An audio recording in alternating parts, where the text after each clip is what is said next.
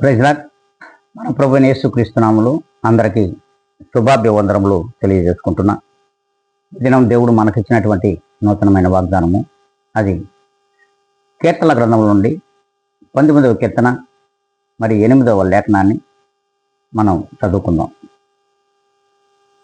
దేవుని యొక్క ఉపదేశములు నిర్దోషమైనవి,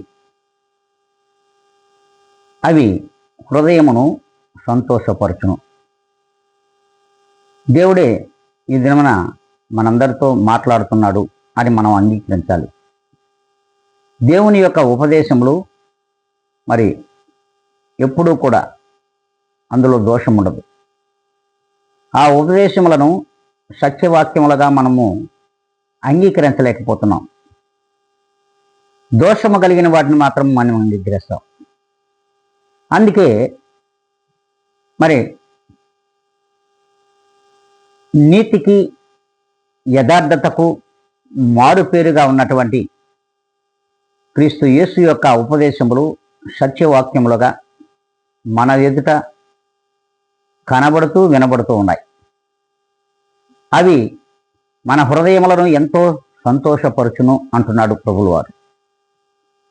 అందుకే ప్రభు అంటాడు, అబద్ధానికి వేగం ఎక్కువ, నిజానికి ఓపిక ఎక్కువ.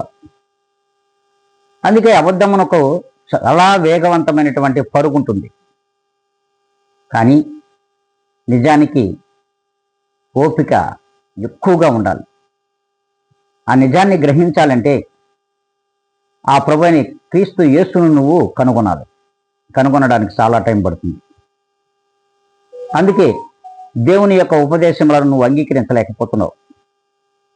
అబద్ధం వైపు అరులు చచ్చు, మరి అబద్ధం వైపు పరుగులెడుతున్న ఓ ప్రియ విశ్వాసి, ఈ దినము నుండి అయినా సరే నిజానికి ఓపిక ఎక్కువ కనుక ఆ నిజాన్ని గ్రహించడానికి ఓపికతో ఎదురుచూడు.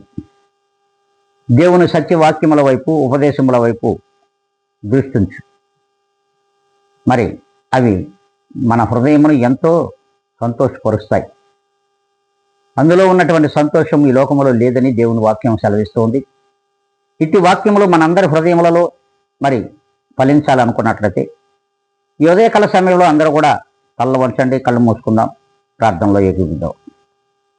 పరిశుద్ధాత్మ దేవుడా, పరిపూర్ణుడా, ఈ ఉదయకాల సమయంలో నీ ఇచ్చినటువంటి ఈ వాగ్దానము మా అందరి హృదయములలో నాయన ఫలింప చేయమని ప్రతి ఒక్కరిని కూడా మీ చేతులకు అప్పగించుకుంటున్నా. నన్ను నేను మిక్కిలిగా తగ్గించుకొని క్రీస్తు యేసు యొక్క గొప్ప ఘనమైన నామములో అడిగి వేడుకొని ప్రార్థిస్తున్నాను మా ప్రియ గొప్ప పరలోక తండ్రి. ఆమేన్.